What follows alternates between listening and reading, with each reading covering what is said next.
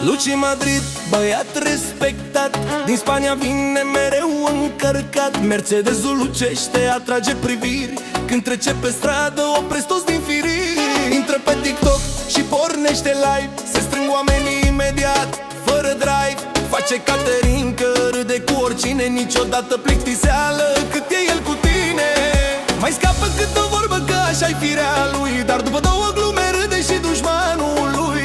Nu se dă în spate, spune ce gândește, viața o trăiește și nu se oprește. Luci Madrid dă muzica mai tare, Mercedes la scară, merge la plimbare, live pe TikTok, lumea e adunată, râsete și glume până dimineață. Luci Madrid știe să trăiască, chef și voie bună, lumea să zâmbească.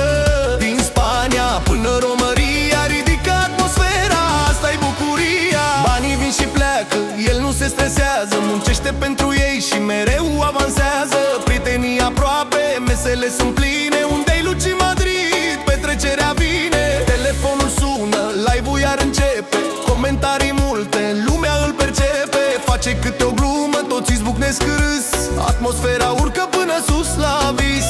Nu se laudă aiurea, dar îi merge bine, își vede de drum și de ale lui destine. Cu motorul pornit și muzica în boxe, pleacă la plimbare fără griji și fără vorbe. Ai noroc, sănătate pentru toți ai lui, viața trece repede, bucură-te de ea acum. Un zâmbet valorează mai mult decât orice, ridică paharul și cântă cu noi. Luci Madrid dă muzica mai tare, Mercedes la scară, merge la plimbare, live pe TikTok, lumea e adunată, râsete și glume